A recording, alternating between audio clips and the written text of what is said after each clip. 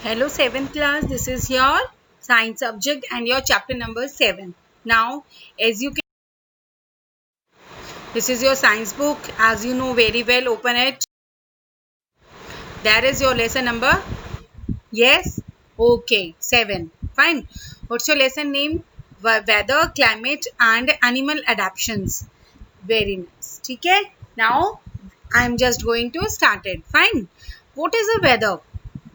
Weather may change from day to day. As we know, अगर आज बारिश हुई है तो वेदर विल बी चेंज, थोड़ा सा ठंडक महसूस होगी आपकी। एंड जब बारिश आने वाली होती है तो इतनी इसको ह्यूमिडिटी हुमस हुमस तो थोड़ा बहुत ज़्यादा कैसा हो जाएगा कि एनवायरनमेंट में कहीं एयर है ही नहीं, तो वहाँ पे एटमॉस्फेयर चेंज हो जाता है। Okay, it may B Sunny in the morning but suddenly may gate overcast and start raining heavily in the afternoon. देखा है ना, बहुत टाइम ऐसा होता है कि एकदम से बारिश हो गई, हमें पता ही नहीं लगा कि हाँ बारिश होनी थी। Okay, and day to day condition of the atmosphere at a place with regard to the factors like dependent होती हैं। टेम्परेचर हो गया, humidity is also there, rainfall, speed, direction of wind etcetera, ये सभी चीज़ों को मिला के हमारा वेदर बनता है। इनमें अप डाउन्स होते रहते हैं। ठीक है, एट दैट प्लेस, किसी भी जगह पे आप बात करें, वहाँ की मैं बात कर रही हूँ। नाउ द फैक्टर्स जिनकी वजह से ये चीज़ें होती हैं, द फैक्टर्स लाइक टेम्परेचर हो गया हमारा, ह्यूमिडिटी हो गया etcetera, are called the elements of the weather, और इनको एलिमेंट्स बोला जाता है वेदर के। ठीक है, नाउ एलिमेंट्स ऑफ वेदर की बात हो गई है, टेम्परेचर की बात करेंगे। लाइक वी कैन सी, आपका दिख रहा है मॉर्निंग में, नून में टेम्परेचर, इवनिंग में, नाइट में, कैसे है ये देखिए ज़रा। What is this going on? Morning में जनरली ठंडक होती है जब आप उठते हैं, और जैसे जैसे दिन चालू होता है थोड़ी थोड़ी गर्मी बढ़ती जाती है। ओके, और जब नून का टाइम हो जाए, दोपहर को आप इतना, अभी भी जो एटमॉस्फेयर है आप उसको इस टाइम के एटमॉस्फेयर से कंपेयर करके देखिए, आपको सेम यही वाली फीलिंग्स आएंगी। दोपहर को नून के टाइम पे आपको इतनी गर्मी लगने लग जाती है कि आप एसी और कूलर वगैरह ऑन करने लग जाते हैं कि हाँ इट्स वेरी हॉट। और जैसे जैसे आपका टाइम बीतता जाता है, इवनिंग का टाइम आपका आ रहा है, तो उस टाइम पे क्या होता है, धीरे धीरे मौसम में ठंडक आनी महसूस हो जाती है। और एज कम्पेयर टू नाइट, और जो दोपहर में आप एसी को इतनी कूलिंग दे रहे थे, आपको बर्दाश्त हो रहा था वो एसी, अब नाइट के टाइम पे आपको क्या लगता है कि आप कभी उसको ऑफ करते हैं, कभी उसको आप ऑन करते हैं, क्योंकि हमें क्या सर्दी की फीलिंग आनी शुरू हो जाती है, बिकॉज द एटमॉस्फेयर इज ठंडा ठंडा। Okay, now maximum and minimum thermometer, ये आपको दिखाई दे रहे हैं इसके पारे, ये मैक्सिमम भी आपको दिखा रहा है और मिनिमम भी आपको दिखा रहा है टेम्परेचर कैसे शो होता है। ठीक है, बिकॉज टेम्परेचर को नापने के लिए हमारा इंस्ट्रूमेंट यूज किया जाता है जिसे बोला जाता है थर्मोमीटर। मैक्सिमम का मतलब होता है जितना उसके अंदर स्पेशल थर्मोमीटर्स में आपकी मेजरमेंट दी हुई है। मैक्सिमम का मतलब ज़्यादा से ज़्यादा उसके अंदर, जैसे हमारा एसी के पॉइंट्स है। I'm just giving you the example to understand you topic of maximum and minimum. Like you can see, आपके देखो स्क्रीन पे दिखाई दे रहा है आपको हाइग्रोमीटर, दिखाई दे रहा है आपको। हाइग्रोमीटर एक ऐसा इंस्ट्रूमेंट है बेटा जिससे रिलेटिव ह्यूमिडिटी का पता लगाया जाता है। ह्यूमिडिटी का मतलब होता है मॉइस्चराइजर, नमी, हमारे एटमॉस्फेयर में कितनी नमी है। लाइक आप बिस्किट आप रखेंगे अपनी किचन में, वो ह्यूमिडिटी के एटमॉस्फेयर में वो सील जाते हैं ना, तो हमारे एटमॉस्फेयर में जो ह्यूमिडिटी प्रेजेंट है उसको क्या करने के लिए, नापने के लिए, मेजर करने के लिए हमें हाइग्रोमीटर का यूज़ किया जाता है। ओके, नाउ जैसे आपको दिखाई दे रहा है हमारा हाइग्रोमीटर का मीटर 0, 10, 20, 30, 40, 50, 60 से लेकर कहाँ तक जा रहा है, 100 तक। तो लास्ट हमारा क्या है, 100 है, यानी उससे ऊपर तो ये बना ही नहीं हुआ, उससे नीचे ही रहेगा। ठीक है, तो 100 जो हमारा है, इस पॉइंट को हम क्या बोलते हैं, मैक्सिमम। ठीक है, और मिनिमम तो आपका क्या है, सबसे पहले स्टार्टिंग कहाँ से हो रही है, 0, तो that will be your minimum temperature होगा। अगर हम टेम्परेचर की बात करते हैं, इसमें तो आपका वो ह्यूमिडिटी बता रहा है, मैंने एक एग्जांपल दिया आपको मिनिमम और मैक्सिमम का as compare to the temperature को, जैसे हम कंपेयर करेंगे। Okay, now next one is your rainfall. ठीक है, रेनफॉल क्या है, बारिश का आना। ठीक। और हमारा एक जो आपकी राइट साइड में बॉक्स में आपका एक्स्ट्रा नॉलेज में लिखा हुआ है, the weather reports are prepare daily by the agency of government, जो हमारी है, जो हमारी एजेंसी है, वो डेली वेदर की रिपोर्ट हमें देती रहती है। आज इतना ठंडा है, आज इतना गर्म है। तो इन चीज़ों से हमें कौन सी हमारी एजेंसी है, जो हमारा डिपार्टमेंट है, मेट्रोलॉजिकल डिपार्टमेंट है, जो हमें बताता है कि आज वेदर में क्या क्या चेंजेस आए हैं और आने वाले हैं। ठीक है, लाइक रेनफॉल कितनी है, ह्यूमिडिटी आज कितनी है, या जो व्यक्ति इन चीज़ों की स्टडी करते हैं वेदर की, उनको बोला जाता है मीटियोरोलॉजिस्ट। फाइन बेटा। Next one is rainfall. अब जैसे हमने ऊपर ह्यूमिडिटी को नापने के लिए क्या इंस्ट्रूमेंट यूज किया था, हाइग्रोमीटर यूज किया था, इसी तरीके से रेनफॉल को मेजर करने के लिए रेन गॉग का यूज किया जाता है, जिससे क्या पता चलता है कि रेन कितनी हुई है, बारिश कितनी हुई है। ठीक है, इसमें करते क्या हम लोग, the water is collected in a funnel. ये आपका फनल दिखाई दे रहा है ना आपको, इसमें पानी को इकट्ठा किया जाता है, रेन वाटर को, and is allowed to pass in a bottle में से उसको पास किया जाता है। तो water collected in the bottle में उसको मेजर किया जाता है एक सिलेंडर से, जो एक रीडिंग देता है कि रेनफॉल कितनी हुई है। Okay, and next one your topic is climate. Climate is the common average है वेदर कंडीशन का एक पर्टिकुलर प्लेस के लिए और पर्टिकुलर टाइम के लिए, कि आज इतने से इतने टाइम तक ऐसा एटमॉस्फेयर रहेगा। ठीक है, और कितने टाइम के बाद ये एटमॉस्फेयर चेंज होने वाला है। Fine. The climate of the region will determine what the plants will grow there, कौन से वहाँ उगेंगे और कौन से एनिमल्स की वहाँ पर क्लाइमेट है, तो जो एनिमल्स वहाँ रह सकते हैं। लाइक हमारा फर्स्ट देखिए पॉइंट क्या है, हिल्स पे the climate is very cold all around the year, हमेशा ठंडक रहती है ज़्यादा, और it may be pleasant during the summer and snowy during the winters के टाइम पे ये मौसम रहता है वहाँ पे। ठीक है, and in plains the climate changes with the seasons के अकॉर्डिंगली हमारे क्लाइमेट चेंज होता रहता है। इट मे गेट हॉट हो जाता है ड्यूरिंग टाइम में, और प्लेजेंट मौसम ठंडक वाला ठीक ठीक मौसम रहता है during the winters. Fine.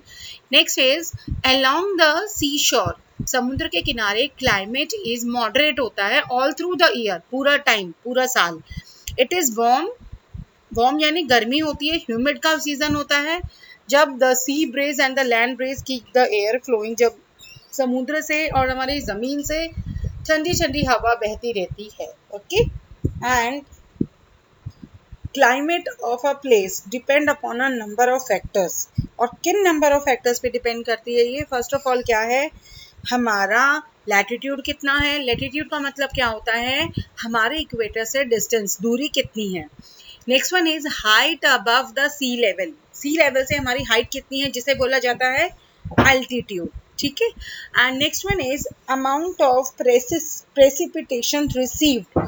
Precipitation what is precipitation, क्या होती है कि जब जिस अमाउंट से हमारे पानी से मॉइस्चराइजर जो है वाटर वेपर्स उड़ के ऊपर जाती हैं, दैट इज उसका अमाउंट नापा जाता है। And next one is amount of sunlight. Next is direction of wind, humidity and rainfall temperature. इन सभी चीज़ों को देखा जाता है, इसके अकॉर्डिंगली क्लाइमेट को बताया जाता है कि आज क्लाइमेट कैसा है। Fine. Now climate and adaption, climate के अकॉर्डिंग ही जो वहाँ एनिमल्स रह रहे हैं या प्लांट्स रह रहे हैं, उनको काफ़ी टाइम हो जाता है, तो कौन से एटमॉस्फेयर में या कौन से क्लाइमेट में वो अपने आप को सरवाइव कर रहे हैं, वो उनके लिए क्या हो जाता है, adaption. Animals develop the special features with the help to live in their surroundings, और वो अपने जहाँ जिस तरीके के माहौल में वो रह रहे हैं, वो अपने आप को उसी माहौल में धीरे धीरे ढाल लेते हैं। वो होता है कि वो अडेप्ट कर लिया उन्होंने। ठीक है, next one is polar regions. Polar regions क्या होता है, जहाँ पर एक्सट्रीम क्लाइमेट होता है और वहाँ पर ज़्यादातर बारिश से ढका एटमॉस्फेयर होते हैं, रीजन्स होते हैं। वहाँ बहुत ज़्यादा कोल्ड होता है, कुछ पार्ट्स में तो पूरा साल ही रहता है ऐसा। एंड फॉर द 6 months सन तो दिखाई भी नहीं देता है, जब तक कि जो 6 मंथ्स कवर ना हो जाए तब तक, ठीक है। और वहाँ लो -37 डिग्री सेल्सियस से भी कई बार टेम्परेचर नीचे रहता है, और एनिमल्स के लिए वहाँ कई बार क्या होता है, इतनी बुरी कंडीशन होती है कि उनके लिए रहना भी बहुत मुश्किल हो जाता है। लाइक हमारे कौन कौन रहते हैं वहाँ पे बर्फ वाले माहौल में? पेंगुइन्स रहते हैं हमारे, polar bears and Siberian cranes भी वहाँ पाए जाते हैं। फिर and now this is your polar bear. Polar bear का क्या है, उसका इनहेबिटेंट हो गया है आर्कटिक रीजन में रहने का, और उसने अपने आप को ढाल लिया है। उसके वाइट फर होते हैं, जिसके जिसके कारण, उसके वाइट फर होने के कारण ही उसे वाइट बियर का नाम दिया गया है। बिकॉज उसके जो बड़े बड़े जो बाल हैं वो उसको स्नोई रीजन में ठंड से उसको बचाते हैं, and they are not easily supported by the hunters and other enemies, क्योंकि उनका जो बर्फ में उनका वाइट कलर ही उनको छुपा के उनको प्रोटेक्शन देता है। बिकॉज काफ़ी लोग क्या करते हैं, अपने शिकार के लिए, शौक के लिए, इनको शिकार बनाने में उनको दिक्कत थोड़ी आती है, बिकॉज ये अपने आप को ढक लेते हैं बर्फ के अंदर ही, ठीक है। And they are also very powerful swimmer भी होते हैं। While swimming under water they can close to the nostrils and can remain under water for a long duration के लिए भी ये बर्फ में जाके अपने आप को छुपा सकते हैं। और इनकी सूंघने की जो शक्ति होती है इतनी ज़्यादा होती है कि ये अपने शिकार को, फिश को खाते हैं ना ये फिश, तो बर्फ में भी इसको सूंघ के ये उसको मछली को बहुत जल्दी पकड़ लेते हैं, ठीक है। और ये वन प्लेस से दूसरी प्लेस में बहुत आसानी से ये मूव करना इनके लिए बहुत ईजी रहता है, okay. Now next one is your penguin. Can you see the penguin? Because यही ऐसे बर्ड्स हैं दैट माइग्रेट, जो हजारों किलोमीटर क्या कर लेते हैं, स्विमिंग करके अपना एरिया को कवर कर लेते हैं। और ये ज़्यादातर एंटार्क्टिक रीजन में मिलते हैं, जहाँ क्या होता है, ये इनको बहुत सफ़र करना पड़ता है अपने आप को बॉडी टेम्परेचर में रखने के लिए, ताकि इनको किसी तरीके का नुकसान ना हो। And they eat during summers to store the fat under the skin. के नीचे वो अपने फैट को छुपा लेते हैं, ताकि अगर बाहर ठंड बहुत ज़्यादा होती है तो अपनी उस फैट को ये यूज़ कर लेते हैं, ताकि इनको बाहर के माहौल में ना जाना पड़े। Because they have the flat flippers होते हैं, दिख रहे हैं ये, जिससे आपने पंख टाइप इसके होते हैं, जो इसको स्विम करने में इसकी हेल्प करते हैं, और ताकि ये जंप उसके ऊपर करके फिश को भी पकड़ लेते हैं, ठीक है। और इनके जो penguin are covered with the waterproof होते हैं इनके फेदर्स, इस पे पानी नहीं टिकता है। तो आपने कभी नोटिस किया होगा भाई, चिकनी चिकनी टाइप स्किन होती है इसकी, ठीक है। Short and grow close together. Penguins leg are very short होती हैं, छोटी, और स्ट्रॉन्ग भी बहुत होती हैं, कि अपना देखो पूरा इतना हैवी वजन अपने पैरों पे ये ले रहे हैं, ठीक है। Now Siberian crane, as you can see on your screens, दिखाई दे रहे हैं ना आप सभी को, ये हमारे साइबेरियन क्रेन है। और जो क्या करते हैं, one way of कॉपिंग with the cold and shortage of food supply during the winter months is moving from a colder place. से ये ठंडी जगह पे चले जाते हैं अपने आप को बचाने के लिए, बिकॉज उनको पता लग जाता है अभी ठंड हो गई, अगर हम इसी एरिया में रहें तो अपने आप को बचा नहीं पाएंगे, तो जल्दी से अपनी जगह चेंज कर लो। तो this seasonal journey undertaken by many species of birds या एनिमल्स अपनी चेंज कर लेते हैं अपने आप की जान बचाने के लिए। या कई बार क्या होता है, इनके एरिया में जैसे मान लो सपोज खाना खत्म हो गया है, तो वो अपने खाने को क्या करने के लिए, यस, अपने खाना ढूंढने के लिए भी अपनी दूसरी जगह पे चले जाते हैं, जिसे बोला जाता है एक जगह से दूसरी जगह पे जाना, that is called migration. Okay class, next one tropical rain forest. Tropical rain forest का क्या है, इज ऐसा फॉरेस्ट है जहाँ लंबे लंबे पेड़ दिखाई देते हैं हमें, जहाँ पर in a region of year around warmth, गर्मी में, और टेम्परेचर इनका हमेशा ज़्यादातर रहता है 15 डिग्री सेल्सियस से लेकर 40 डिग्री सेल्सियस तक। यानी कभी हो गया कि बहुत ज़्यादा भी गर्मी हो गई, कभी हो गया कि बहुत ज़्यादा ना होके ठीक ठीक भी, और ह्यूमिड क्लाइमेट भी पाया गया है। To avoid the competition of food, animals confine themselves और डिफरेंट डिफरेंट लेयर्स में चले जाते हैं। लाइक उनको जहाँ लग रहा है कि हाँ उनके लिए खाना बहुत अच्छा वहाँ मिलेगा उस एरिया में, तो वो अपने आप माइग्रेट वहाँ कर जाते हैं, ठीक है। Next first one topic is, as you can see the layer of the forest की, रेन फॉरेस्ट की लेयर्स आपको दिखाई दे रहे हैं। सबसे पहले वाला जो ऊपर की लेयर है उसे बोला जाता है emergent, is the top most layer of the forest, जो बहुत जहाँ लंबे लंबे ट्रीज होते हैं ना, और एनिमल्स लाइक हमारे मंकी वहाँ बैठते हैं, ईगल्स बैठते हैं, bat and some other insects also there. और जो सबसे ऊपर वाली लेयर को बोला जाता है एमरजेंट। उसके बाद बोला जाता है जो डेंस, घिरा हुआ, ज्यादा घने घने जो पेड़ होते हैं ना एक दूसरे के बिल्कुल पास पास, उस लेयर को बोला जाता है the canopy. As you can see दिखाई दे रहा है, यहाँ पर ज्यादा वो है, मतलब कंजेस्टेड वाला एरिया है, और जहाँ पर ज्यादातर पेड़ एक जैसे उसके लेवल के है, हाइट के, जहाँ पर ज्यादातर आपके snakes, lizard, insect and birds भी वहाँ पाए जाएंगे। और कैनोपी के नीचे हमारा आता है लेयर जिसे बोला जाता है अंडर स्टोरी। और यहाँ क्या होता है, little sunshine reaches and the plant leaves are broad.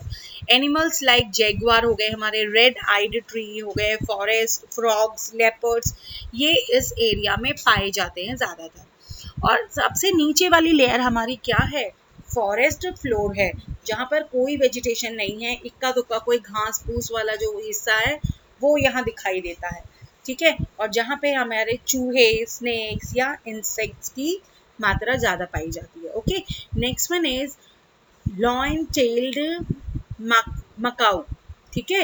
ये दिख रहा है आपको, जैसे इसकी लॉइन की टेल है, इसका फेस भी कुछ कुछ कैसा दिख रहा है, मोंकी के जैसा है, तो इसको बोला जाता है लॉइन टेल मकाऊ, ठीक है। और ये पाया जाता है ट्रॉपिकल रेन फॉरेस्ट में पाया जाता है, ठीक है। And this animal is found in the western Ghats का जो रेन फॉरेस्ट है वहां पाए जाते हैं ये, और इनकी सिल्वर वाइट मेन होती है पूंछ, ठीक है। और जो हेड है, चीक्स है, ये ज्यादातर इसका फेस जो है लॉइन की तरह दिख रहा है जिसको कुछ कुछ, ठीक है। तो it lives in the groups में रहते हैं ये, that help them to guard, ताकि वो अपने आप को किसी शिकारी से या किसी और खतरे से, या आपका कोई इनसे बड़ा कोई वाइल्ड एनिमल आ गया उससे ये अपने आप को बचाने के लिए ज्यादातर ग्रुप में देखे जाते हैं। ओके,